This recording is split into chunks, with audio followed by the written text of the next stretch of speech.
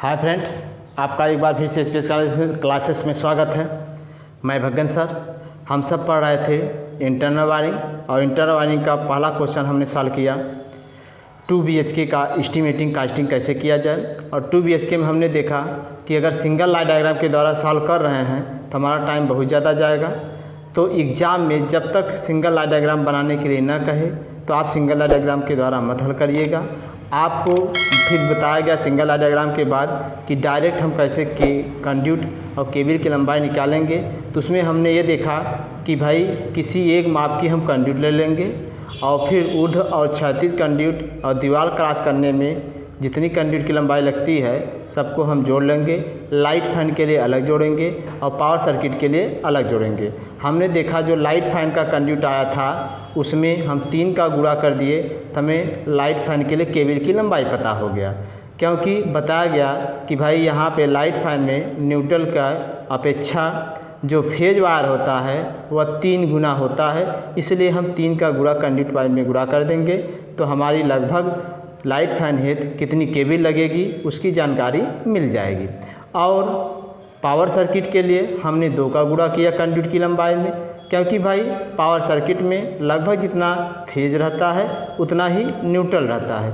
तो न्यूट्रल और फेज दोनों बराबर हैं, इसलिए इसमें 2 का गुणा किया जाता है। इस प्रकार देखते हैं अगर बिना सिंगल लाइन डायग्राम के द्वारा हम हल करते हैं तो हमारे टाइम की बचत हो जाती है। अब इसके बाद 2 BHK हमने बताया, अब 3 BHK बताना है। तो बस क्या काम करना, उसी फिगर में आप बरामदे में ही एक बेडरूम और बना देना। बरामदा छोटा हो जाएगा, 4x4 का एक बरामदा बना देना, वही 3 BHK हो जाए। चाहे 2 BHK पूछे, हाँ एग्जाम में ये भी पूछता है कि 2 कमरे हेतु प्लान खींचिए मतलब 2 BHK। अगर कह दे 3 कमरे हेतु प्लान खींचिए मतलब 3 BHK, याद रहे। अगर 1 BHK दिया है तो 1 BHK का मतलब समझ रहे हैं। 1 BHK का मतलब 1 बेडरूम 1 हॉल 1 किचन। इसके अलावा और क्या क्या रहेगा भाई, इसके अलावा बताया गया कि बाथरूम रहेगा, शौचालय रहेगा और बरामदा, ये 3 चीज़ रहेगा ही। भले वो कहा है कि 1 BHK 1 बेडरूम 1 हॉल 1 किचन, ये तो फिक्स है।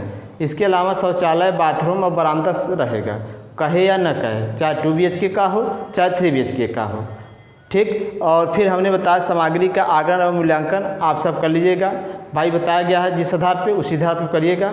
अगर आपको सामग्री का कैलकुलेशन नहीं कर पा रहे हैं तो एक बार मुझे ज़रूर कमेंट करें, जिससे सामग्री आपको रटनी न पड़े और अच्छे प्रकार से कर ले। तो आज आइए हम इस वीडियो में जानेंगे कि हाल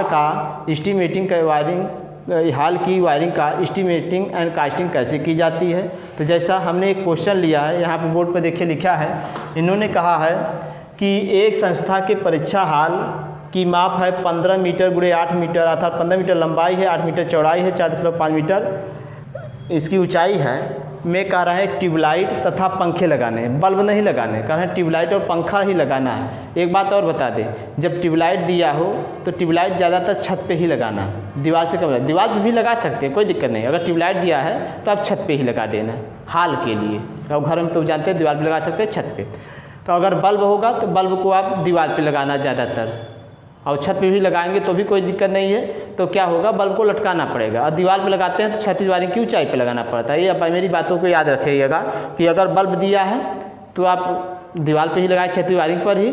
अगर मान लीजिए ट्यूबलाइट दिया है तो छत पर ही लगाइएगा, कोई समस्या नहीं होगी।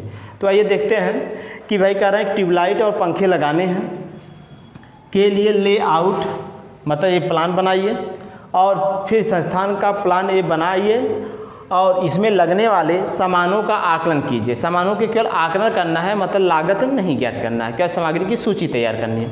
तो पहले इन्होंने कहा कि हाल कितने का है भाई। अगर किसी क्वेश्चन में हाल का माप न दे तो आप अपने से यही माप लीजिए या कोई एक दूसरी माप लेके क्वेश्चन सॉल्व करिए।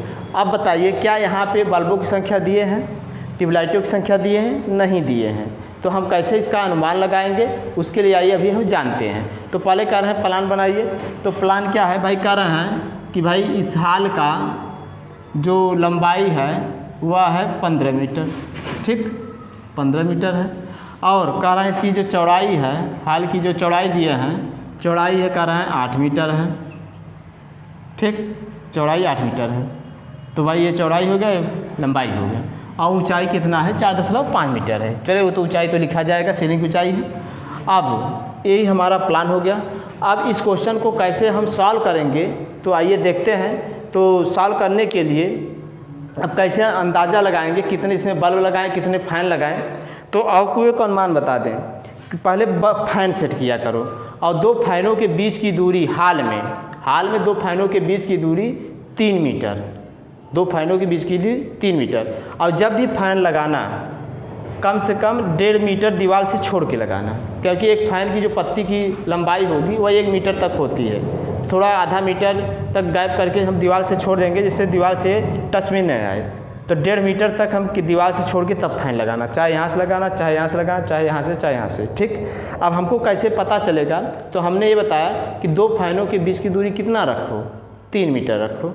तो जैसे पहले हम चौड़ाई को सेट करो, तो चौड़ाई कितना है? 8 मीटर है। अगर 2 फैनों के बीच की दूरी हम 3 मीटर कर दें, जैसे मान लीजिए एक फैन हम यहाँ रख दिए, चलिए इसको बीच में और कर दीजिए। एक फैन हमने यहाँ रखा, एक फैन हमने यहाँ रखा। तो चलिए चेक कर लेते हैं। पहले चौड़ाई वाला सेट करो, क्योंकि भाई 2 लाइन चलेगा, 2 लाइन लेके चलेंगे, क्योंकि 8 मीटर है, बीच में दूरी कितनी है? 3 मीटर। तो बच रहा है कितना? 5 मीटर बच रहा है। कितना बच रहा है भाई? दोनों के बीच की दूरी 3 मीटर है और पूरी लंबाई 8 मीटर है, 5 मीटर बच रहा है। तो 2.5 मीटर इधर छोड़ दें, 2.5 मीटर इधर छोड़ दें। अब ये देख रहे हैं कि गैप पे 2.5 मीटर ज़्यादा दिख रहा है, तो 2 इधर छोड़ दो और बीच में 4 कर दो। भाई एयर भाई आधा एयर ये देगा, हवा ये अच्छा देगा, ये हवा इतने में ये हवा देगा। तो भाई जिससे नीचे जो बैठा रहेगा उसे सही प्रकार से हवा मिल पाएगा।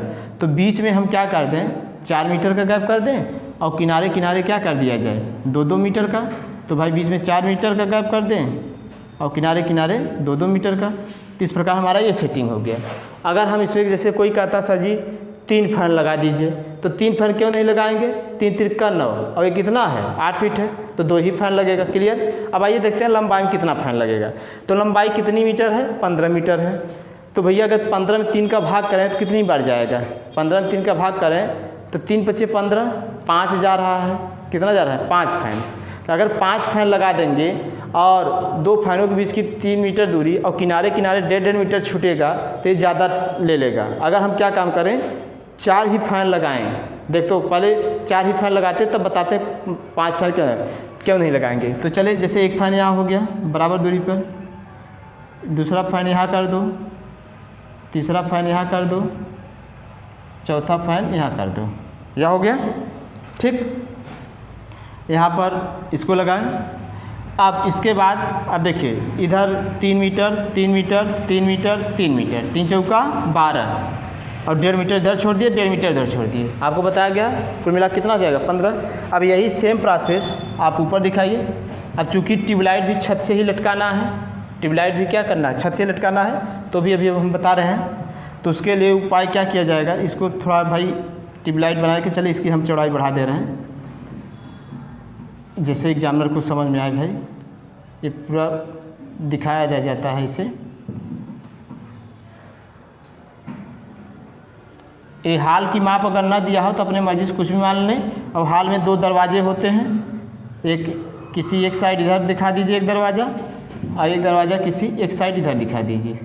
आप सब चाहे परीक्षा हाल हो चाहे कुछ भी हो। ठीक, अब चलिए तो यहीं पे हम क्या कर दें भाई? इन दोनों के बीच के अब बताया गया इसी सीध में फिर ये भी लगा दो, इसी सीध में ये भी लगा दो, इसी सीध में ये भी लगा दो, इसी सीध में ये भी लगा दो। हो गया। अब ट्यूबलाइट सेट करना है तो भाई यहीं ट्यूबलाइट लगा दो। अब जितने फैन है उतने ट्यूबलाइट भी सेट कर दो। चलो 1 2 3 4, या तो बीच में ट्यूबलाइट मत लगाइए, किनारे ट्यूबलाइट लगाइए। आप यहाँ ट्यूबलाइट लगा दो, फिर यहाँ ट्यूबलाइट, क्योंकि इसके बीच कितना छूटा है? 2 मीटर छूटा है, तो 2 मीटर हम ट्यूबलाइट लगा सकते हैं। तो यहाँ भी ट्यूबलाइट लगा दें, यहाँ भी ट्यूबलाइट लगा दें, यहाँ भी ट्यूबलाइट लगा दें। फिर उसके बाद यहाँ ट्यूबलाइट लगा दीजिए, यहाँ ट्यूबलाइट लगा दीजिए, यहाँ ट्यूबलाइट लगा दीजिए, यहाँ ट्यूबलाइट लगा दीजिए, यहाँ ट्यूबलाइट लगा दीजिए। अब कोई ये कहेगा सर जी ये बताइए ये ट्यूबलाइट किनारे किनारे हो जाए, अगर हम ऐसा उपाय करें कि ट्यूबलाइट एक यहाँ रख दें, एक यहाँ रख दें, बीच बीच में से ट्यूबलाइट रख दें, तो भी बीच बीच में भी आप लगा सकते हैं, कोई दिक्कत नहीं है। आप यहाँ ट्यूबलाइट रखो, यहाँ रखो, यहाँ रखो, यहाँ रखो, यहाँ भी हो सकता है। चाहे यहाँ रखिए तो भाई ये इधर प्रकाश करेगा, ये इधर प्रकाश करेगा, ठीक। ट्यूबलाइट लटका जाएगा तो भाई, और पंखा जो होता है वह फैन की ऊंचाई आपको बताया 2.55 मीटर होता है फर से, जबकि ट्यूबलाइट की जो ऊंचाई होती है बल्ब की, ये सब होते हैं 2.5 मीटर पे। कितने होते हैं? 2.5 मीटर पे। तो आइए देखते हैं। अब जब ये सेटिंग हो जाएगा तब हम डीबी लगाएंगे। क्या लगाएंगे? डीबी। तो डीबी यहीं बीच में कहीं सेट कर दो। तो चलिए डीबी बीच में कहीं सेट कर दें। भाई बताया गया 15 मीटर, 7.5 मीटर कहीं डीबी सेट कर दीजिए। चलिए यहीं बीच में हमने क्या किया, डीबी सेट कर दिया, डिस्ट्रीब्यूशन बोर्ड। अब डिस्ट्रीब्यूशन बोर्ड के ही बगल क्या होता है? एमएसबी होता है। अब एमएसबी दिखाएं या ना दिखाएं, डीबी दिखाना ज़रूरी होता है। तो आप एमएसबी दिखा सकते हैं, डीबी दिखा सकते हैं। कोई चलो एमएसबी भी दिखा दो। एनर्जी मीटर तो नहीं दिखाएंगे, एमएसबी, एमएसबी और डीबी हमने दोनों पे एक साथ रख दिया। अब क्या है, स्विच बोर्ड लगाना है। तो एक स्विच बोर्ड यहाँ लगा दें, जो दरवाजे इधर एंट्री करे इधर से ऑन ऑफ कर ले। एक स्विच बोर्ड इधर लगा दें, जो दरवाजे से एंट्री करे इधर ऑन ऑफ कर ले। तो भाई यहाँ पे स्विच बोर्ड लगा दिए, यह हो गया एसबी। तो एक स्विच बोर्ड इस दरवाजे के बगल लगा दीजिए, यहाँ पे हो गया एसबी। किसी कोई समस्या नहीं। तो देखिए एक बात और बता दें, आप देखिए थोड़ा दूरी लिख लीजिए, कितने दूरी पे कौन लगा है। इसकी पूरी लंबाई कितनी है? ये पूरी लंबाई कितनी है? 8 मीटर है। और ये पूरा कितना? 15। तो यहाँ पे इसकी सेटिंग पहले कैसे की गई है ये चेक कर लो। तो देखिए, तो फैन जो है, जो भी दूरी लिखो बाहर साइड लिखो जिससे पता चले। चलिए हमने क्या किया है, ये पूरा 8 मीटर है, यहाँ 8 मीटर ऐसे दिखा दो, 8 मीटर ऐसे इधर दिखा दिए। अब देखो बाहर साइड लिखें। आपको बताया गया कि दो पंखों के बीच की जो गैप है, दो पंखों के बीच का गैप यहाँ रखा गया है 4 मीटर।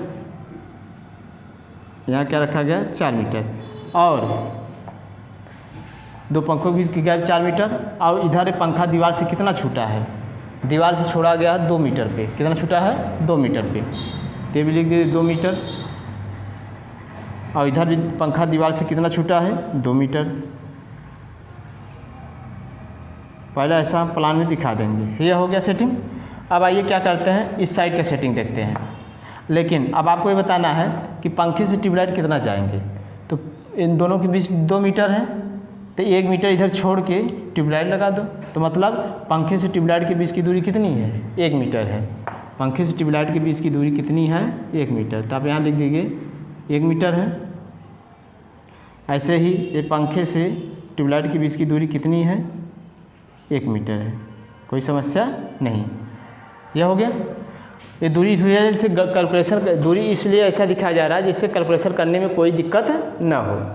अब क्या करना है, ये वाली दूरी सेट करना है। तो भाई आपको बताया गया कि पंखा पहले देखो, पंखा क्या है? 1.5 मीटर छोड़ के लगा है। तो ट्यूबलाइट इसी सीध में है, तो भी क्या होगा? 1.5 मीटर छोड़ के रहेगा। यह हो गया। और इन दोनों के बीच की दूरी 3-3 मीटर बताई गई है। तो भाई इन सब के बीच की दूरी 3-3 मीटर दिखा दो। यहाँ पे भी सीध में ही लेना भाई। यह हो गया। और इनके बीच की दूरी भी कितनी है? 3 मीटर है। यह है।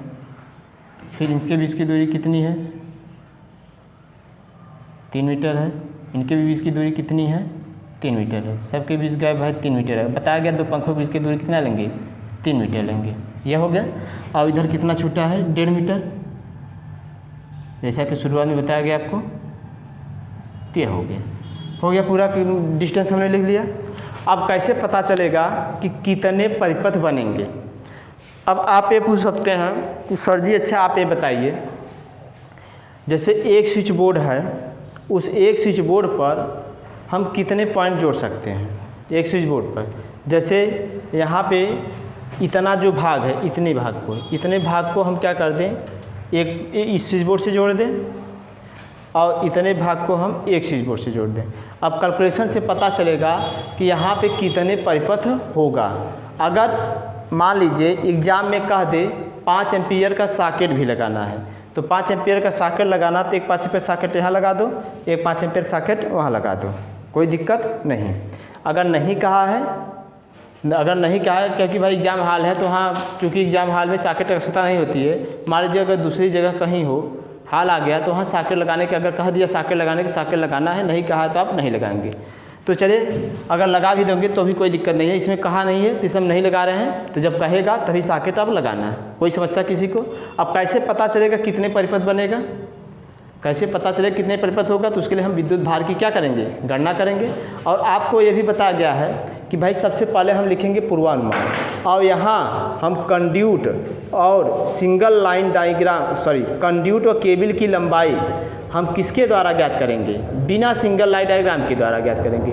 अगर सिंगल लाइन डायग्राम के द्वारा हम कंड्यूट और केबल की लंबाई ज्ञात करते हैं तो वहाँ पर हम देखते हैं कि सिंगल लाइन डायग्राम बनाने में समय अधिक व्यय होता है। ठीक, तो अगर सिंगल लाइन डायग्राम न बनाकर हम डायरेक्ट अगर कंड्यूट और केबल की लंबाई ज्ञात करें तो उसके लिए हमने बताया है कि भाई आप पूरे वायरिंग में एक माप की कंड्यूट यूज करिए। अब कहीं 16 mm 25 mm नहीं, सब पूरे वायरिंग में केवल एक बार, मान लो 25 mm का है या 31.5 mm का कंड्यूट यूज कर रहे हैं। ठीक है, तो आइए हम इस क्वेश्चन को सॉल्व करते हैं। तो इस क्वेश्चन को सॉल्व करेंगे कैसे कैसे कितना परिपथ है, तो इसके लिए पहले हम लिखेंगे पूर्वानुमान। पहले क्या लिखा जाएगा? पूर्वानुमान। तो भाई सबसे पहले हम लिखेंगे पूर्वानुमान। तो पहला पॉइंट है यहाँ पे हल किया जा रहा है, तो पहले हम लिख रहे हैं पूर्वानुमान। अब पूर्वानुमान में आपको बताया गया है भाई MSB DB से शुरू करेंगे जंक्शन से, तो आप MSB और DB फर्श से कितनी ऊंचाई पर होता है भाई आपको आइडिया दिया गया। MSB DB फर्श से 1.5 मीटर की ऊंचाई पर है, तो यहाँ पे लिखेंगे MSB व DB फर्श से ऊंचाई, MSB व DB की फर्श से ऊंचाई इक्वल टू 1.5 मीटर। यही बात है, बताइए।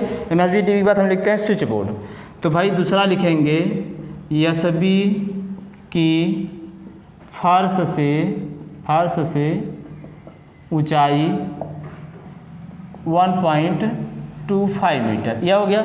अब इसके ऊपर जाएंगे क्षैतिज वायरिंग। हाँ, क्षैतिज वायरिंग जाएंगे तो क्षैतिज छत की ऊंचाई है 4.5 है दिया है, तो 3.5 मीटर पर ही वायरिंग चलेगी। तो यहाँ पे हम तीसरा लिखेंगे क्षैतिज वायरिंग की ऊंचाई। केवल आप मकान में सोचते रहे कि MSB DB है, MSB DB के ऊपर जाएंगे तो हमारा क्या मिलेगा? क्षैतिज वायरिंग मिलेगा। तो क्षैतिज वायरिंग की ऊंचाई, भाई मेरा मेन पर्पज है आपको कोई लाइन रटना न पड़े।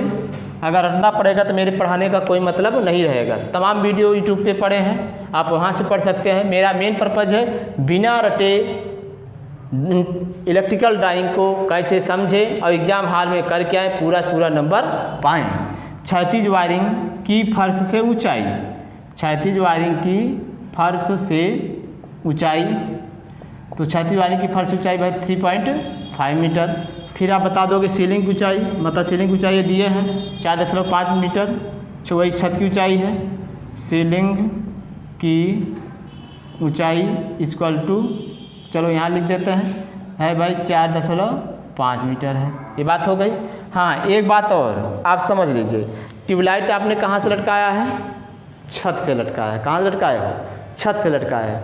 तो ट्यूबलाइट एक लाइट पॉइंट है, तो लाइट पॉइंट का ज़मीन से जो ऊंचाई है वह 2.5 मीटर होना चाहिए। कितना होना चाहिए?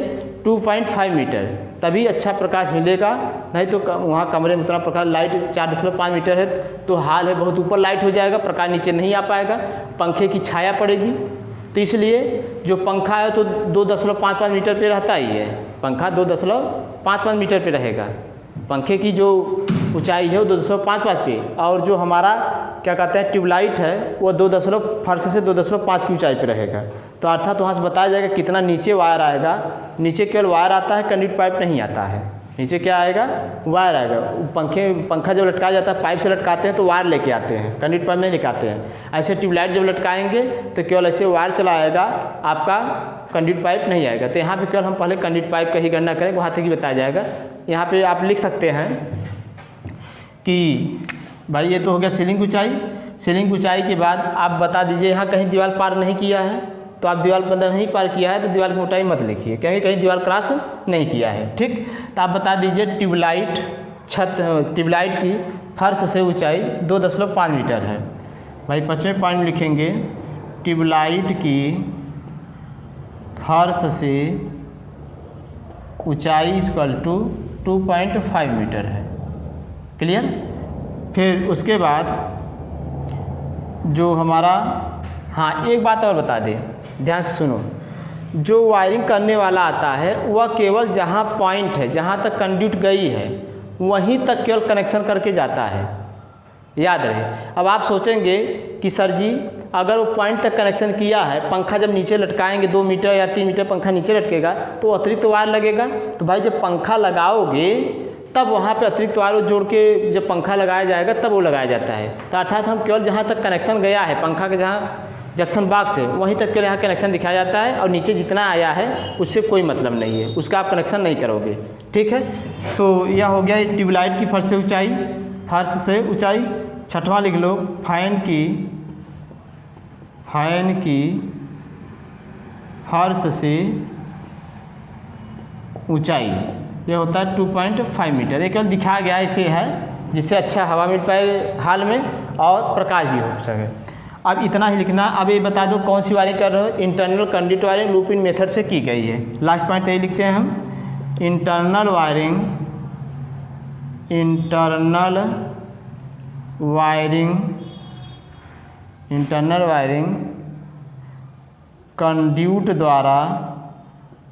कंड्यूट द्वारा किस विधि से, लूप इन मेथड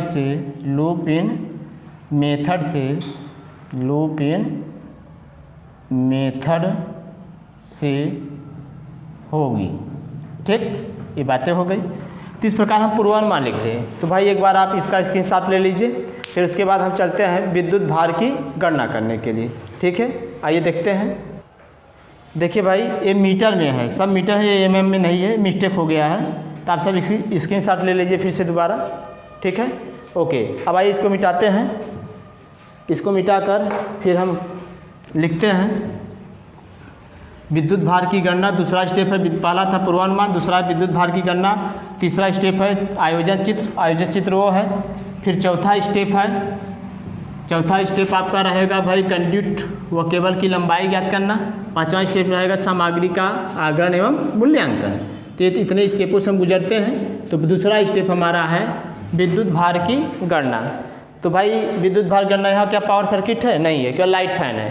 तो यहाँ पर हम लिखेंगे दूसरे स्टेप में विद्युत भार की गणना, विद्युत भार की गणना, ठीक। विद्युत भार गणना, लाइट फैन केवल है तो यहाँ लिखेंगे लाइट फैन सर्किट है, तो केवल एक ही है, लाइट पावर सर्किट नहीं है, लाइट फैन सर्किट हेतु। देखिए इस बार एक क्वेश्चन आने का चांस है हाल का, क्योंकि पिछले बार जितने क्वेश्चन आए हैं सब 1 BHK 2 BHK करके दे चुके हैं। तो इस बार हो सकता है हाल का क्वेश्चन दे, तो इसलिए आप थोड़ा समझदारी से देखिएगा। तो भाई आप सब जानते हैं कि यहाँ हम टेबल बनाएंगे। तो पहला टेबल रहता है क्रम संख्या, क्या रहेगा? क्रम संख्या, सीरियल नंबर। दूसरा रहेगा विद्युत बिंदु रहेगा। फिर उसके बाद रहेगा विद्युत बिंदु की शक्ति दर कितनी है, आपको पता है, शक्ति दर, और कुल संख्या कितनी है, और संख्या और शक्ति दर का गुणा कर देंगे तो कुल शक्ति आ जाएगी। फिर उसके बाद विद्युत धारा निकालेंगे, क्या निकालेंगे? विद्युत धारा, ठीक। तो चलिए कॉलम बनाते हैं। तो क्रम संख्या, विद्युत बिंदु, शक्ति दर, संख्या, शक्ति, विद्युत धारा। तो इस प्रकार हमारा एक कॉलम बन गया। अब पहला पॉइंट लिखेंगे प्रकाश बिंदु। प्रकाश बिंदु में केवल क्या है? ट्यूबलाइट है, बल्ब नहीं है, तो डायरेक्ट आप ट्यूबलाइट लिखिए। डायरेक्ट क्या लिखेंगे? ट्यूबलाइट।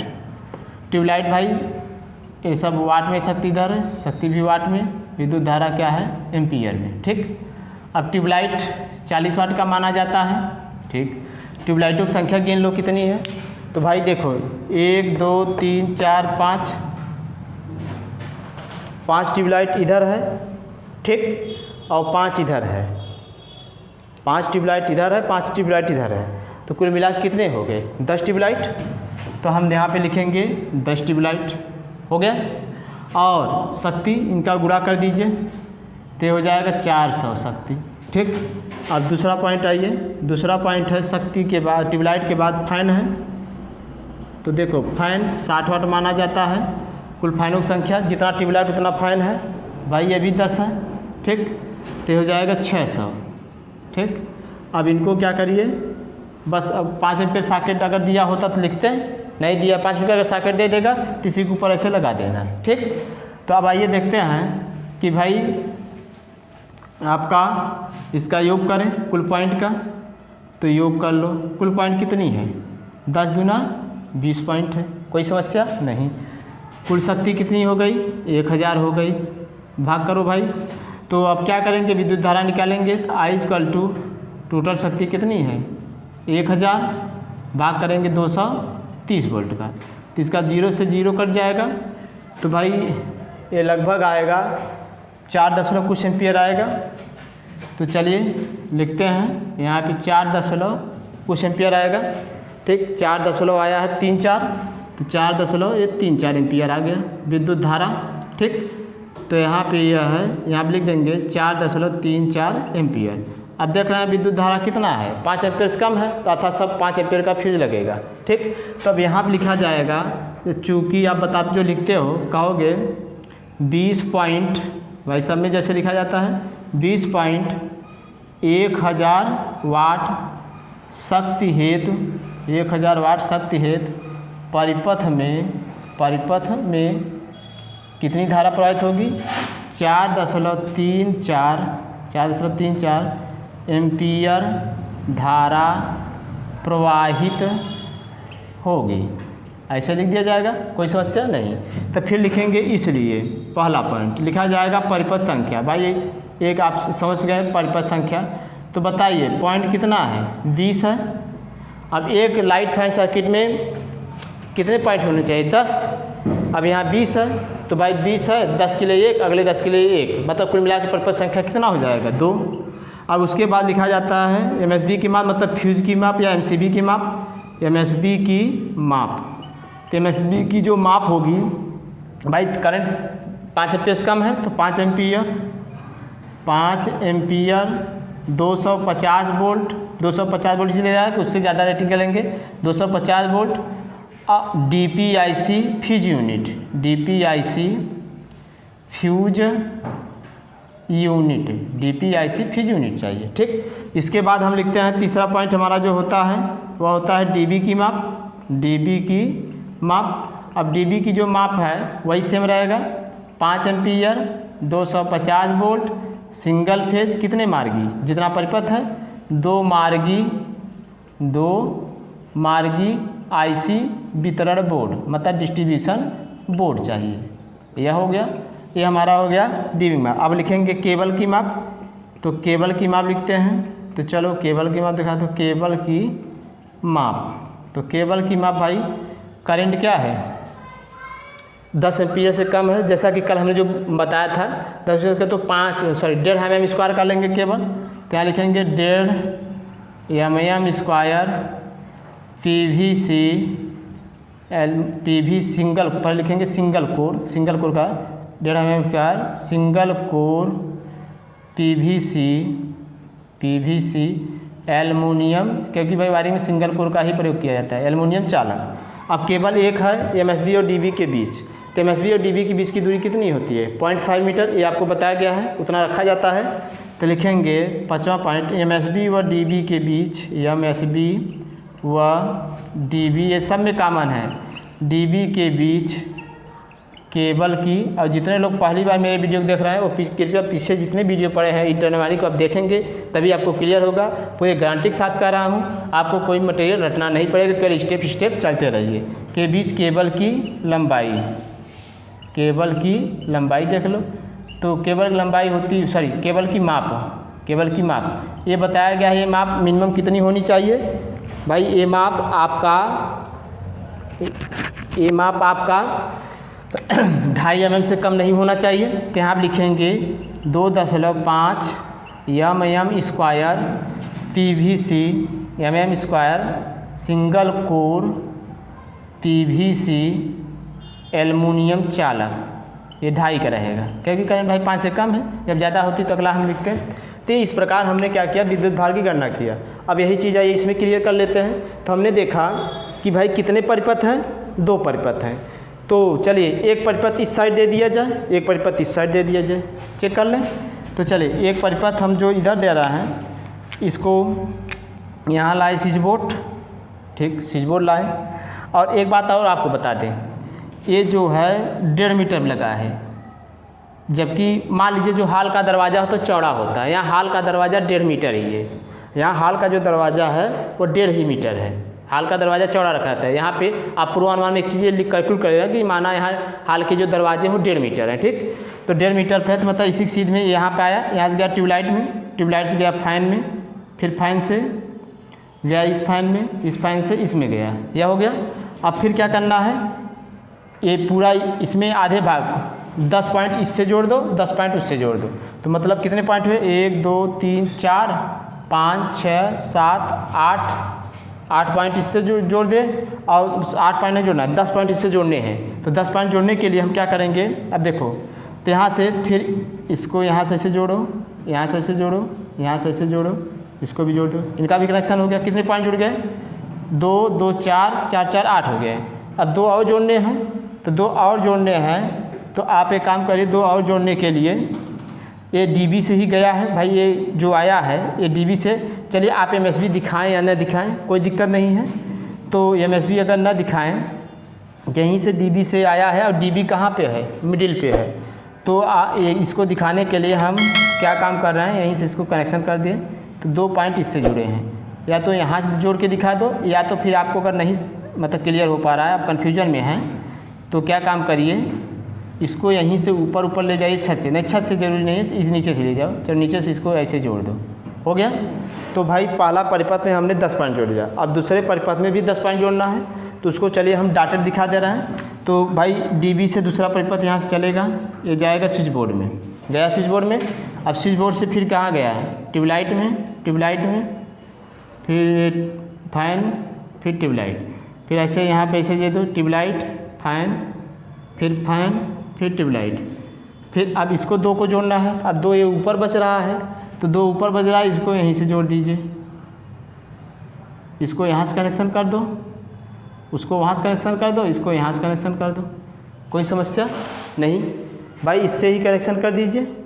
या तो फिर अगर आपको दिक्कत है कि यहाँ से कर ले जाओगे, तार घुमा के फिर यहाँ लाना पड़ेगा, ऐसे इसको यहाँ से कर दो, इसको यहाँ से कर दो, कोई दिक्कत नहीं है। तो इस प्रकार हमारा क्या हुआ, कनेक्शन हो गया, कोई समस्या किसी को नहीं। तो इस प्रकार हमने 2 परिपथ कर लिया। अब क्या करना है भाई, हमको वाहक नली और कंडक्ट की लंबाई ज्ञात करना है। तो वाहक नली और कंडक्ट की लंबाई ज्ञात करेंगे। तो आप सब एक काम करिए, इसकी स्क्रीनशॉट ले लीजिए, 2 मिनट का आपको 2 सेकंड के लिए आपका टाइम है, हो गया, स्क्रीनशॉट हो गया भाई। तो चलिए इसको मिटाते हैं।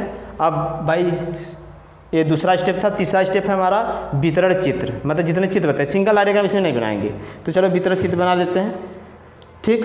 अब यहाँ पे आइए इसको मिटा दिया जाए, देखो, तो इसको मिटाते हैं, वितरण चित्र बनाएंगे। तो हमारा जो तीसरा स्टेप है वह है डायग्राम वाला, तो वितरण चित्र बनाएंगे, स्विच डायग्राम बनाएंगे, सिंगल लाइन डायग्राम नहीं बनाएंगे, क्योंकि भाई इसको बनाने में टाइम जाता है। अब 3 घंटे क्वेश्चन में 3 घंटे के लिए अगर यही करोगे तो आपका टाइम बचेगा नहीं। अब आपको मैं बार बार कह रहा हूँ, अगर इंटरनल वाली जगह ऑप्शन में सर्विस कनेक्शन या LT लाइन मिल जाए या सब स्टेशन मिल जाए तो आप वही करिएगा, क्योंकि नंबर उससे आपको टाइम कम लगेगा, कम टाइम में ज़्यादा नंबर कर लोगे। अगर इसको हल करोगे तो भाई टाइम ज़्यादा जाएगा। मत भूलो कि ऑप्शन में आएगा, कभी कभी क्या करेगा, अकेले इंटरनल वार्निंग दे देगा 30 से 40 नंबर में, तो आपकी वहाँ गलती हो जाएगी, ये जान लीजिएगा। तो ऐसा कोशिश मत करिए कि हम इंटरनल वार्निंग ना पढ़े दूसरा कर लेंगे, ठीक है। तो हम क्या करते हैं, वितरण चित्र बनाते हैं। 3rd स्टेप है चित्र बनाना है। तो पहले हम वितरण चित्र बनाते हैं, वितरण चित्र, तो डिस्ट्रीब्यूशन डायग्राम जिसे कहते हैं। तो वितरण चित्र में क्या है, पहले सप्लाई कहाँ आएगी भाई, देख लो, पहले सप्लाई कहाँ आएगी, और थोड़ा नीचे बना लीजिए, पहले सप्लाई कहाँ आएगी, एनर्जी मीटर में। तो भाई यहाँ हमने दिखा दिया एनर्जी मीटर। फेज आया, फिर क्या आया, न्यूट्रल आया, ये फेज है और न्यूट्रल है। फिर इसके बगल एमएसबी है, इसके बगल एमएसबी है भाई, जिसमें फील्ड लगा होता है, और एमएसबी में हैंडल होता है। तो भाई हैंडल को दिखा दो, ये हैंडल हो गया।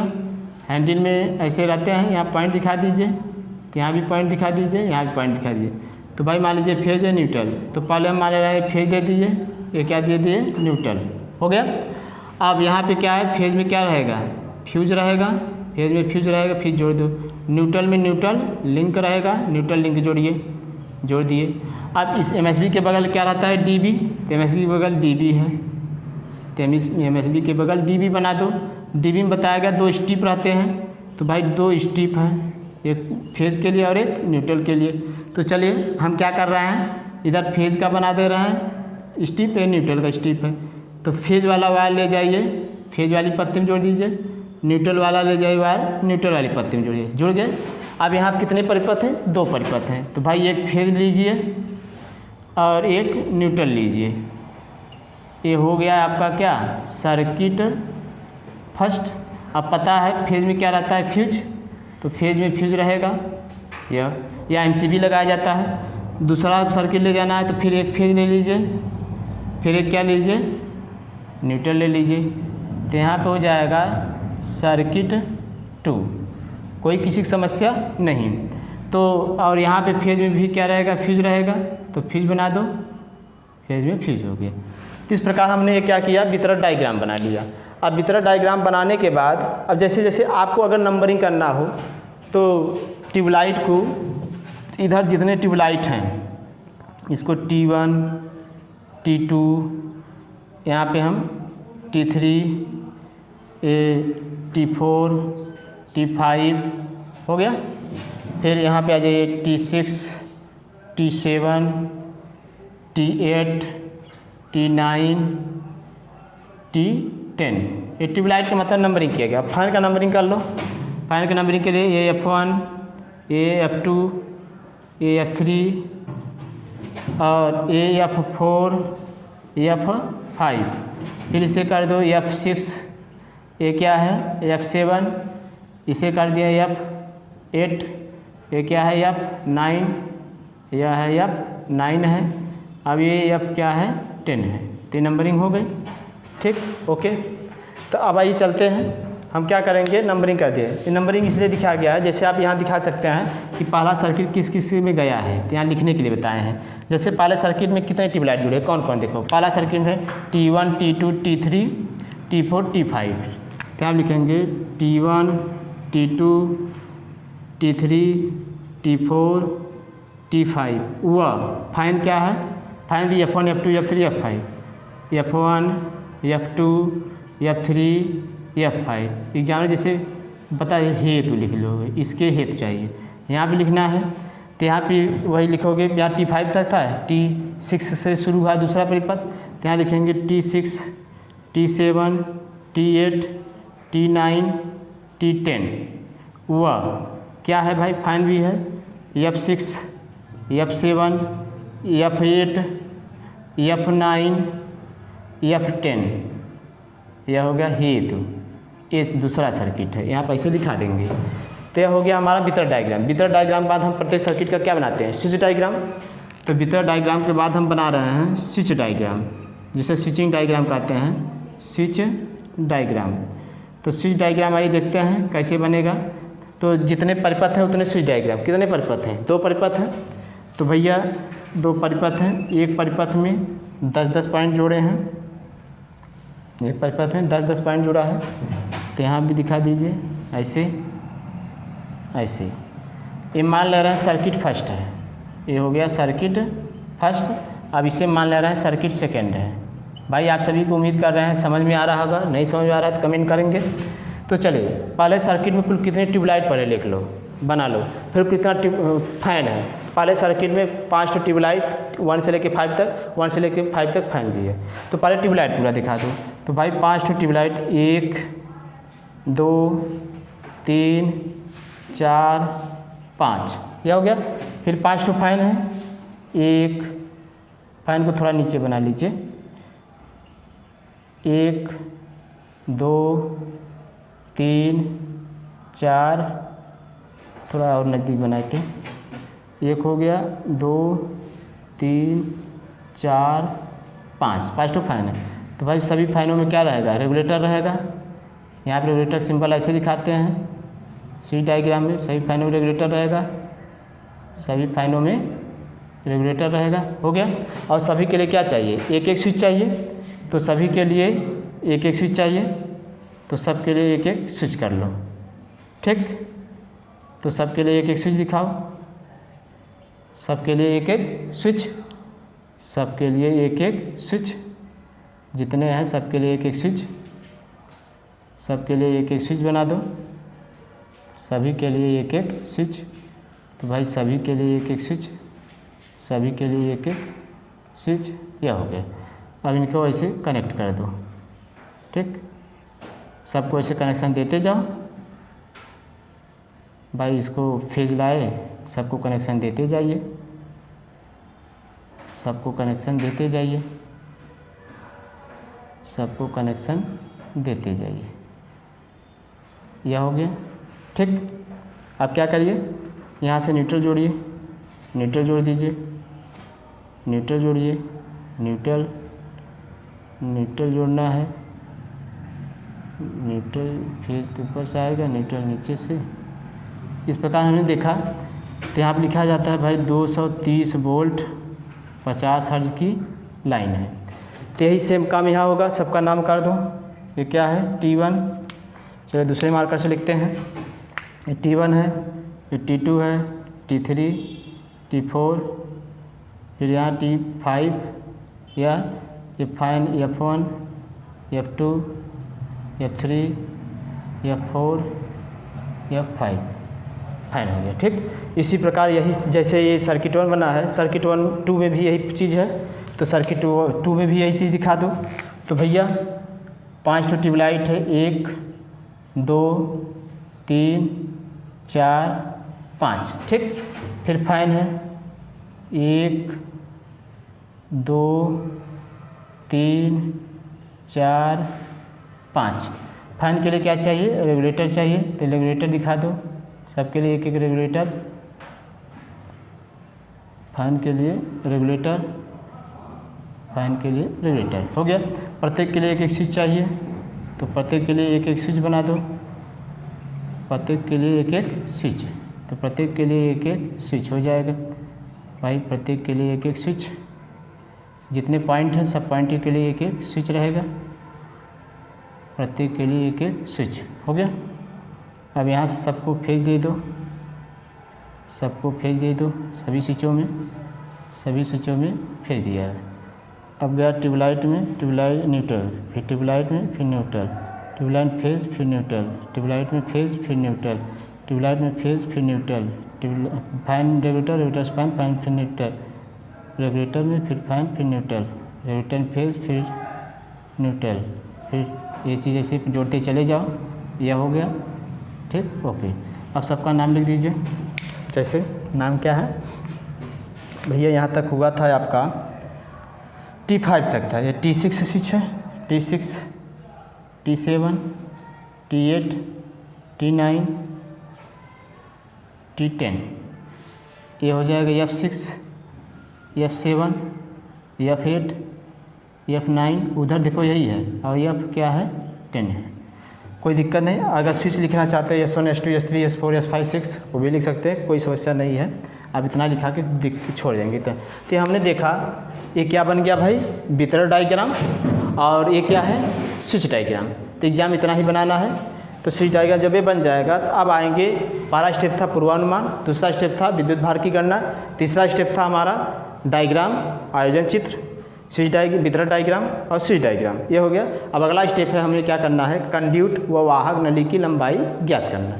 तो चलिए इसका स्क्रीनशॉट लीजिए भाई, कंड्यूट व वाहक नली की लंबाई ज्ञात करते हैं, ठीक है। हो गया भाई, हो गया।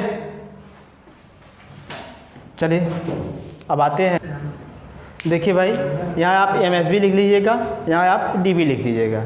अब स्क्रीनशॉट ले लो, क्योंकि भाई कुछ लोग ये सोचेंगे कि MSB DB नहीं लिखा। MSB का मतलब मेन स्विच बोर्ड, DB का मतलब डिस्ट्रीब्यूशन बोर्ड, ठीक है। अब स्क्रीनशॉट ले चुके होंगे, चलते हैं, ठीक, ओके। चले जाइए, इसको मिटाते हैं। अब चौथा हमारा स्टेप है कंड्यूट व केबल की लंबाई ज्ञात करना। चौथा स्टेप है कंड्यूट व केबल की लंबाई ज्ञात करना। अगर आपको स्टेप पता है तो आप कोई चीज़ भूलेंगे नहीं, और जब भूलेंगे नहीं तो परीक्षा हाल में पूरा आप करके आएंगे, समझे भाई। चलिए आइए देखते हैं एक चीज़ और देख लो थोड़ा सा ब्रदर, चलो पहले लिख लेते हैं तब। अब यहाँ पे क्या है, अब हमको निकालना है, चौथा स्टेप है कंड्यूट व केबल की लंबाई ज्ञात करना। जैसे कोई ये कहेगा सर जी अच्छा ही बताइए, अगर 5 एम्पियर सर्किट एक इस पे लगा देते, एक इस पे लगा देते तो सर्किट हो गई कितनी, अगर 2 5 एम्पियर सर्किट ले जाते तो हो गया कुल 0.22 हो जाता, तब 3 सर्किट ले जाते, 3 सर्किट ले जाते तो एक स्विच बोर्ड और आप दिखा दे दो, एक स्विच बोर्ड यहीं कहीं बीच में यहाँ दिखा दीजिए, तो आप उसके बाद दिखाने के बाद कुछ कनेक्शन इससे कर दो, कुछ कनेक्शन उससे कर दो, ठीक है।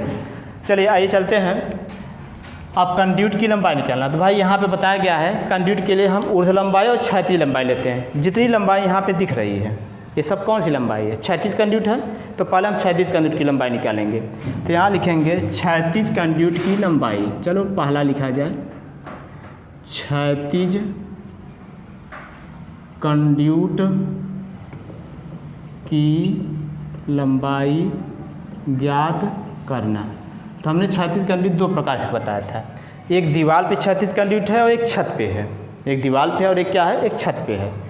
तो दीवार या फिर आप देखिए हाल है, तो हाल में सर्किट के आधार पे ले लो, किसके आधार पे ले लो, सर्किट के आधार पे। सर्किट 1 में कुल कितना क्षैतिज कंड्यूट है और सर्किट 2 में, दोनों के एक साथ लिख लो। तो पहले हम लिखेंगे भाई, पहला पॉइंट लिखेंगे सर्किट 1 हेतु क्षैतिज कंड्यूट की लंबाई। अब यहीं पे लिखते चलिए सर्किट 1 हेतु क्षैतिज कंड्यूट की लंबाई। अब सर्किट 1 देखो यहाँ से भैया, ये डीबी बीच में है, मतलब ये पूरा कितना था, 15 था, ये 15 था।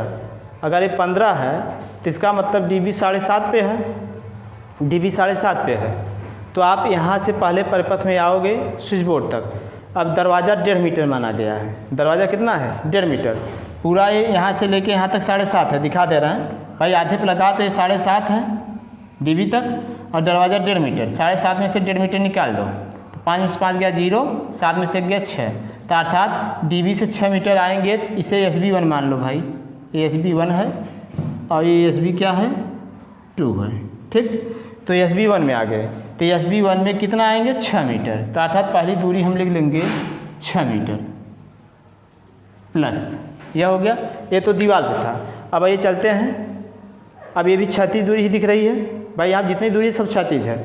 अब चलो इससे देखो, यहाँ क्या है, ये लगा है 1 मीटर पे, ये पूरा है 2 मीटर, तो अर्थात इधर भी तो 1 मीटर ये छूटा है पूरा, तभी तो 2 मीटर होगा। 1 मीटर ये जाओगे, फिर ट्यूबलाइट के बाद 1 मीटर जाओगे, ठीक, तो यही करेंगे। तो अलग लिखेंगे भाई 1 मीटर प्लस 2 बार लिख लो, तो 1 मीटर 2 बार है तो 2 × 1 मीटर, ठीक, प्लस। अब आगे चलो, यहाँ तक हो गया। अब इसके बीच की दूरी 4 मीटर है, तो आप लिख लो 4 मीटर, क्या लिख लो, 4 मीटर।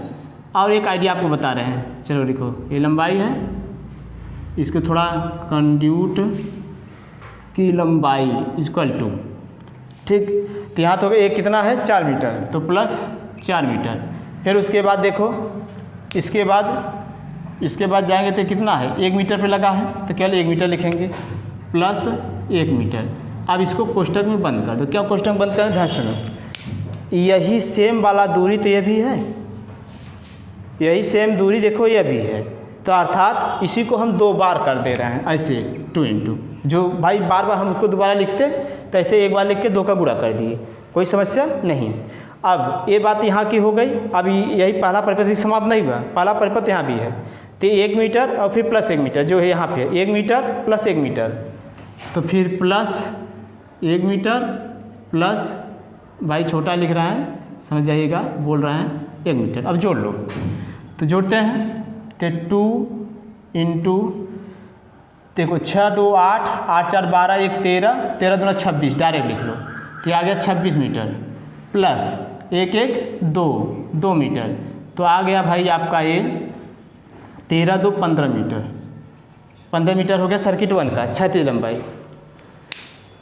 ये देखो 6 2 8, 8 4 12, 1 13, 13 दूना 26, सॉरी भाई 13 दूना कितना होगा 26, 26 होगा, 26 मीटर और 2 मीटर हो तो होगा 26 2 कितना 28 मीटर। भाई मिस्टेक हो जाता है, आप तो समझिएगा। अब यह हो गया सर्किट 1 का। अब ये चलते हैं किस पे, सर्किट 2 पर। तो आप देख लीजिए सर्किट 2 का भी वही सेम होगा, लेकिन यहाँ थोड़ा डिफरेंट है। ठीक है, आइए देखते हैं सर्किट 2। तो दूसरा लिखेंगे सर्किट 2 हेतु क्षैतिज कंड्यूट की लंबाई। चलो देख लो, पहले ए वाला देख लो भैया, 3 मीटर ए 3 मीटर ए, तो कुल मिला कितना है यह 6 मीटर। जाओगे तो 6 मीटर वो लिख लो, 6 मीटर। चलिए सॉरी भाई, लेकिन एक चीज़ और ध्यान दीजिए, यहाँ पे एक लोग आप सब क्या किए, मिस्टेक हुआ है। मिस्टेक क्या हुआ है, ये इसका केवल आप 2 गुना कर दोगे, 6 तो केवल एक ही बार है ना, 6 तो एक ही बार है। यहाँ पे गलती हुई भाई, इसको सुधार ले लें। देखिए मिस्टेक हुआ है, इसको फिर से हम कर रहे हैं। देखिए ये 6 तो अकेले आया, ये 2 बार नहीं आया है, एक बार ही आया है। ये 6 मीटर अलग लिख लो, प्लस अब कोष्टक लगा सकते हो क्योंकि ये 2 बार है। 1 metre plus 1 metre, 1 metre plus 1 metre, फिर 4 मीटर, फिर 1 मीटर। तो यह है 1 मीटर 2 बार है, तो 2 × 1 मीटर, 2 बार मतलब यह है 1 यह, फिर क्या है प्लस 4 मीटर, 4 मीटर, फिर प्लस 1 मीटर। ये बातें हो गई क्लियर। फिर उसके बाद ये चूँकि यहाँ भी है और यहाँ भी है, 2 बार है, तो यहाँ हम पूरे का 2 का गुणा कर दिए। ठीक, अब यहाँ पे यह है 1 मीटर प्लस 1 मीटर, भाई 1 मीटर प्लस 1 मीटर, तो इसको जोड़ दो 6 मीटर प्लस 2 4 2 6 1 7 7 दूना 14 मीटर प्लस 1 1 2 मीटर, तो 14 2 भाई 14 6 20 20 2 22, तो कुल आ गया 22 मीटर। यह हो गया। अब आइए यहाँ पे देखिए, ये भी यहाँ चलेंगे डीबी से दूसरे सर्किट में, तो 6 मीटर जाएंगे, तो 6 मीटर जाएंगे, ये बात हो गई। प्लस अब आ जाओ इसका देखो, 1 मीटर 1 मीटर 4 मीटर फिर 1 मीटर, जैसे यहाँ था वही। तो भाई आप लिखोगे 1 मीटर 2 बार है, 2 × 1 मीटर। क्यों 2 बार लिख रहे हैं, 1 मीटर यहाँ 1 मीटर यहाँ, ठीक। प्लस और अगला देखो, प्लस 4 मीटर है तो 4 मीटर है, फिर प्लस 1 मीटर है, प्लस 1 मीटर है। ये कितनी बार है भाई, जितना यहाँ है उतना यहाँ भी है, तो मतलब हो जाएगा कितना 2 का गुणा करके, 2 बार है, एक बार ये है एक बार ये है, और प्लस अब देखो इधर ये गया है, तो कितना है 3 मीटर यहाँ 3 मीटर यहाँ, तो प्लस उसी में ऐड कर दो 3 मीटर प्लस 3 मीटर, क्योंकि इसके लिए 3 मीटर भाई, ये 3 मीटर ही गैप है इनके, 3 मीटर ये 3 मीटर ये। तो अब इसके बाद क्या होगा, देखिए 6 मीटर प्लस 2 4 2 6 1 7 7 दूना 14 प्लस 3 3 6, अब जोड़ लो 14 6 20 20 6 26 मीटर। ये 26 मीटर आ गया किसके लिए, सर्किट 2 का क्षैतिज कंडक्टर की लंबाई आ गई।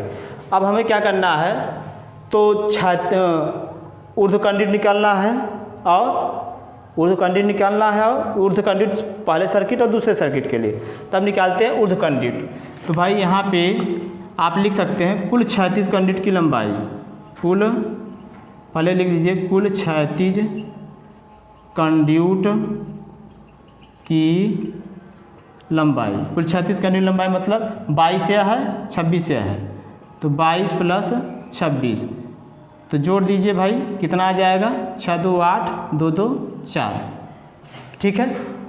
अब इसके बाद क्षैतिज जब कंडक्टर हो गया, अब निकालना ऊर्ध्व कंडक्टर, तो भाई बी लिखिए ऊर्ध्व कंडक्टर की लंबाई, ऊर्ध्व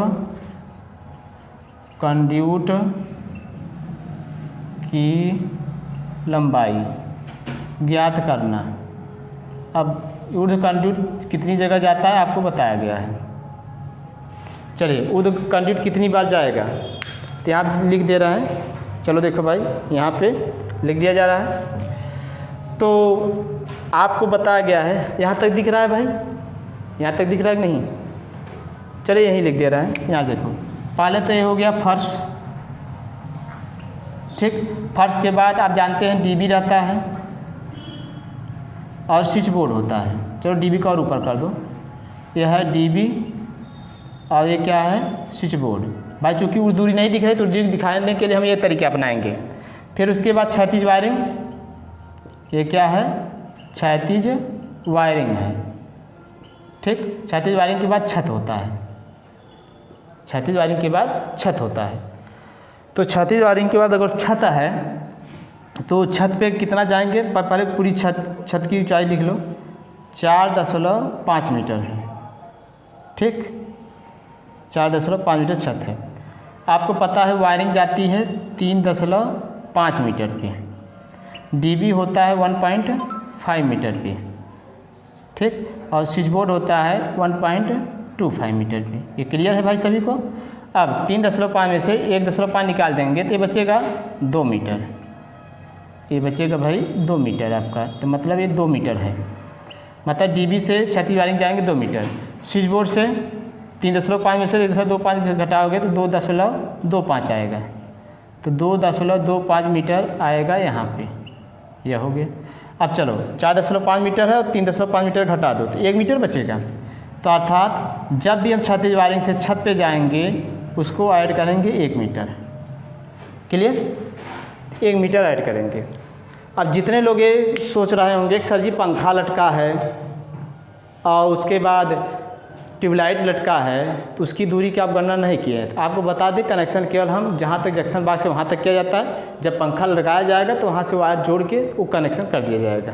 ये बात क्लियर है। यदि आप इसी में इंक्लूड करना चाहते हैं तो उसका अलग हम गणना करें। जितने पंखे हैं वो कितना नीचे आएगा। चलिए पंखे की बात कर लें। पंखा कहाँ से लटका है, चलो इसी पंखा भी दिखा दे रहे हैं, ठीक है। जो फ़ैन है, चलो उसका भी दूरी ऐड करेंगे। ये फ़ैन है तो फैन बताया गया है, चलिए उधर लिख रहे हैं जिससे दिखा है, फैन फर्श से कितनी ऊंचाई पे है, 2.55 मीटर की ऊंचाई पर है। फैन जो है 2.55 मीटर की ऊंचाई पर है। ये ऐसे, ये अगर आपको नहीं दिख रहा है, छोटा दिख रहा है तो उसको जूम करके देख लीजिएगा, ठीक। फिर उसके बाद ट्यूबलाइट देख लो। जो ट्यूबलाइट है वह 2.5 मीटर पर लगा है। ट्यूबलाइट ऐसे छत है, छत से लटकाया गया है तो 2.5 मीटर पे है, 2.5 मीटर पे, मतलब 2.5 मीटर पे। इसको चलो हम अलग बना के दिखाएंगे क्योंकि यहाँ कॉम्प्लिकेटेड हो जा रहा है, आप समझ नहीं पाएंगे। इसको अलग बना के हम दिखाएंगे कि कितना और अतिरिक्त तार लगेगा। वो तार अतिरिक्त तार वाला अलग गणना किया जाएगा। यहाँ कंडक्ट पाइप नहीं आती है, केवल तार आता है, तो केवल तार निकालेंगे बाद में। हम पहले यहाँ पे क्या कर लें, हम पहले ये दूरी गणना कर लें। तो हम देख रहे हैं ऊर्ध्व दूरी कितनी है। ये कंडक्ट की पाइप की लंबाई निकाला जा रहा है, तार की नहीं। तो दूरी कितनी है, पहला होगा डीबी से क्षैतिज वायरिंग तक, दूसरा होगा स्विच बोर्ड से क्षैतिज वायरिंग तक, फिर क्षैतिज वायरिंग से छत कितनी बार जाएंगे। तो पहले हम लिखेंगे डीबी से क्षैतिज वायरिंग तक ऊर्ध्व दूरी। पहला लिखेंगे डीबी से क्षैतिज वायरिंग तक ऊर्ध्व दूरी। चेक कर लो। तो डीबी कितना है, केवल एक ही है, तो एक बार ही क्षैतिज वायरिंग जाएंगे कितना, 2 मीटर। तो यहाँ आप लिख लेंगे 2 मीटर। फिर दूसरा आ जाओ, दूसरा लिखेंगे भाई स्विच बोर्ड से क्षैतिज वायरिंग तक। दूसरा लिखेंगे एसबी, मतलब स्विच बोर्ड से क्षैतिज वायरिंग तक ऊर्ध्व दूरी। ये कितना है, 2.25 मीटर, 2.25 मीटर हो गया। अब तीसरा क्या है, तीसरा क्या है, क्षैतिज वायरिंग से छत तक, क्षैतिज वायरिंग। चलिए देखिए, तो यहाँ पे अब अगला तीसरा क्या है, क्षैतिज। ये भाई क्या है, क्षैतिज वायरिंग है, क्षैतिज वायरिंग, ठीक। अब क्षैतिज वायरिंग से छत कितनी बार जाएंगे, देख लो कितनी बार गया, चेक कर लो। क्षैतिज वायरिंग से छत तक ऊर्ध्व दूरी। तीसरा होगा क्षैतिज वायरिंग से छत तक ऊर्ध्व या खड़ी दूरी कहते हैं। देख लो कितनी बार गए, पहले चेक कर लो। 1 मीटर जाएंगे, अब कितनी बार गए हो, देखो एक बार यहाँ गए हैं छत पे, 2 बार, 3 बार, 4 बार, 5 बार गए हो छत पे। तो भाई 5 बार गए हो तभी तो छत पे पहुँचे हो, तो 5 बार है। अब एक बार में कितना गए हैं, 1 मीटर, तो 5 × 1 मीटर, तो आ जाएगा कितना, 6 मीटर। तो इतनी ही उर्ध्व दूरी होती है। अब कुल उर्ध्व दूरी काउंट कर लो, तो यहाँ लिखेंगे टोटल सॉरी भाई 5 का गुणा 1 में होता है 5 ही आता है, हम 5 का 1 में जोड़ दिए हैं, मिस्टेक हो गया। 5 × 5 मीटर, ठीक। तो टोटल उर्ध्व दूरी, ठीक। तो टोटल उर्ध्व दूरी कितना हो जाएगा, 5 यहाँ मीटर यहाँ पे है, 2 मीटर यहाँ पे, 5 2 7 मीटर, 7 2 9.25 मीटर, 9.25 मीटर आ गया। अब यहाँ पे कहीं दीवार क्रॉस नहीं किया है, तो इसलिए दीवार क्रॉस का हम नहीं लिखेंगे। तब अब क्या करेंगे हम कि कुल क्षैतिज और कुल ऊर्ध्व जोड़ लो, कुल क्षैतिज और कुल ऊर्ध्व जोड़ लेते हैं। तो भाई आप इसका स्क्रीनशॉट ले लीजिए, इसको मिटाएंगे, इसका स्क्रीनशॉट ले लीजिए, ठीक है। इसका स्क्रीनशॉट आप ले चुके होंगे। तो आइए चलते हैं, थोड़ा सा हम ऊपर का भाग मिटाएंगे केवल। तो चलिए ऊपर का भाग केवल मिटा दे रहे हैं, देख लीजिए। अब लिखेंगे टोटल 25 mm, यहाँ 25 mm हम मान रहे हैं कंड्यूट, 25 mm माप के कंड्यूट की टोटल लंबाई 25 mm, अतः लिख देना, इसी के नीचे लिखना, अतः 25 mm माप की कंड्यूट की कुल लंबाई बराबर, तो क्षैतिज लंबाई प्लस ऊर्ध्व लंबाई, क्षैतिज लंबाई प्लस ऊर्ध्व लंबाई। क्षैतिज लंबाई कितना है ये देख लो, 48 मीटर। ऊर्ध्व लंबाई कितना है, 9.25 मीटर। हो गया, अब जोड़ दो। तो भाई 48 में 9 जोड़ेंगे तो आ जाएगा 57.25 मीटर, ठीक है। अब यहाँ पे ये आ गया कुल कंडक्ट। अब पाइप को कंडक्ट को काटते हैं तो छीजन जाता है, तो 10% छीजन निकालेंगे, 10% छीजन, 10% छीजन। तो 10% छीजन करेंगे तो मतलब 57.25 × 10/100। आप भाग करेंगे तो आ जाएगा 5.725 आएगा, ठीक, इतना मीटर आएगा छीजन। अब कुल कंडक्ट की लंबाई निकाल लें, टोटल कंडक्ट की लंबाई, टोटल कंडक्ट की लंबाई इक्वल टू, चेक कर लो, मतलब 57, इसको जोड़ लो, 57.25 और ये 5, तो पहले आप ये 5 उतार लो, 5 2 7 हो गया, 7 2 9 हो गया, ठीक।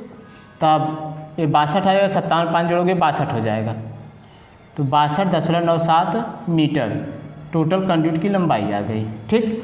अब टोटल जब कंडक्ट की लंबाई आ जाती है तब हम क्या निकालते हैं भाई, केबल की लंबाई। तो आइए केबल की लंबाई देख लेते हैं, एक एक करके आपको बताया गया है, जहाँ न समझ आए आप वहाँ कमेंट करें, आपको दोबारा बताया जाएगा, ठीक है। तब लिखते हैं टोटल 1.5 mm वाला कंडक्ट है, 1.5 mm की केबल की माप लिखेंगे 1.5 mm स्क्वायर केबल की कुल लंबाई आपको बताया गया है, तो इसका 3 गुना करते हैं तो × 9, चलो 62.97 है, इसको लगभग यहाँ पे लगभग इसको 63 मान लो, 63 मीटर, जिसे गुणा करने में दिक्कत ना हो। 63 × 3 तो गुणा कर देंगे तो आ जाएगा ये 3 3 9, 3 6 18, 189 मीटर पूरे केबल की लंबाई आ जाएगी, 1.5 mm स्क्वायर। अब देखिए, अब केबल लंबाई और बचा है क्योंकि छत से लटकाया गया है, छत से लटकाया है, तो और केबल अतिरिक्त जो लगेगा उसका काउंटिंग हम यहाँ करेंगे, क्योंकि वहाँ कंडक्ट नहीं लटकाया जाता है, केवल केबल लगता है। आप हालों में देखे होंगे केबल आता है, केबल आएगा और केबल अब वहाँ कंडक्ट नहीं लटकाते हैं, केवल केबल। तो केबल की लंबाई कितनी होगी उसको आइए देख लेते हैं। और जितनी बार लटकाओगे केवल 2 ही तार गया होगा, जितनी बार लटकाओगे 2 ही तार गया होगा, नहीं 3 का ही भाई, 2 ही तार जितनी बार लटकाएंगे। यहाँ लटकाए हो यहाँ लटकाए हो, यहाँ लटकाए हो, सीलिंग रोड से सब 2 ही तार नीचे जाएगा, फिर न्यूट्रल, फिर यहाँ सीलिंग रोड, यहाँ सीलिंग रोड से फिर कनेक्शन करके अगले को दे दिया जाता है।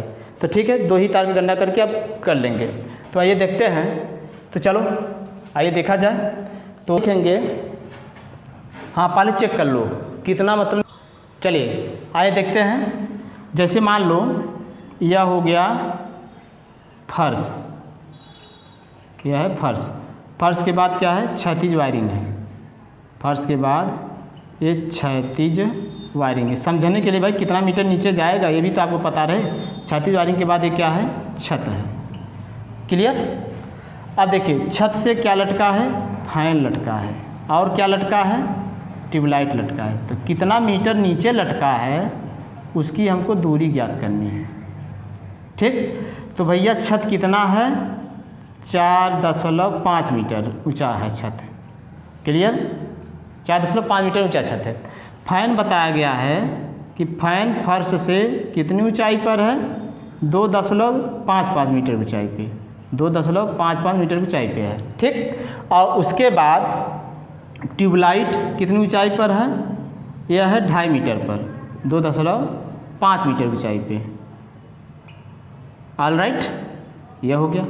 अब आपको ये बताना है कि मतलब कितना ये नीचे आया है, कितना नीचे। तो भैया पूरा 4.5 है, 4.5 में से 2.55 घटा दो तो वही बचेगा, फैन उतना नीचे आया है, फैन के लिए तार उतना नीचे आएगा। तो 4.5 में से हम घटा देंगे 2.55, घटा दो, 5 आ गया, 10 में से 5 गया 5, और यहाँ 0 है, 10 में से 5 गया 5, 4 बचा, तो उधर जाए 14 में से 5 जाएगा तो 9 आ जाएगा। फिर तो यहाँ भाई 4 में से 2 गया, सॉरी 1 उधार दिया, 3 में से 2 गया 1, मतलब 1.95 आएगा। 1.95 फैन में हम नीचे आएंगे, 1.95 मीटर फैन में नीचे आएंगे। ठीक, अब आज ट्यूबलाइट में देखते हैं। तो ट्यूबलाइट में कितना है, 4.5 में से 2.5 मीटर घटा दो, तो ये तो सीधा सीधा है, 4.5 में से 2.5 मीटर घटा दो, 5 में से 5 गया 0, 4 में से 2 गया 2, मतलब 2 मीटर। तो 2 मीटर ट्यूबलाइट में नीचे आएंगे, 2 मीटर ट्यूबलाइट में नीचे आएंगे। हो गया। अर्थात जब पहले हम फैन का लिखें कितना तार लंबा है। अब जैसे आप सबको एक बात और क्लियर कर दें, देखिए कैसे। देखिए ये जो फैन लटका है, फिर न्यूट्रल दोनों जाएगा, फिर न्यूट्रल वापस होके फिर ट्यूबलाइट में जाएगा, फिर न्यूट्रल 2 तार आया, फिर न्यूट्रल वापस गया, 2 एक कितना हो जाएगा, 3 तार। तो अर्थात यहाँ कितने तार हैं, 3 तार। तो एक एक में 3 तार आप कर दीजिए, जबकि लास्ट वाले में 2 ही तार रहेगा, लेकिन हम पूरा 3 तार मान के अध्ययन करेंगे, जिससे केबल जितना घटता बढ़ता है सब बराबर हो जाए। लास्ट में तो क्या फिर न्यूट्रल जाएगा, तो सब में हम 3 तार, जितनी बार लटका है। तो आप पहले फैन का अलग दूरी है और ट्यूबलाइट का अलग है। तो पहले हम बात करते हैं फैन का। तो छत से फैन तक केबल की लंबाई, ठीक। तो यहाँ लिखेंगे छत से फैन तक लटकी हुई या झूली हुई, चलिए केवल ऐसे लिख दो, फैन तक, छत से फैन तक कितना नीचे वायर नीचे आए, छत से फैन तक केबल की लंबाई देख लो कितना होगा।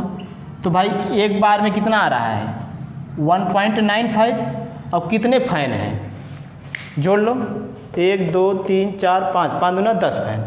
तो 10 का गुणा कर दो, तो 10 का गुणा करोगे तो 19.5 आ जाएगा।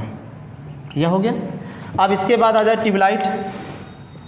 ट्यूबलाइट।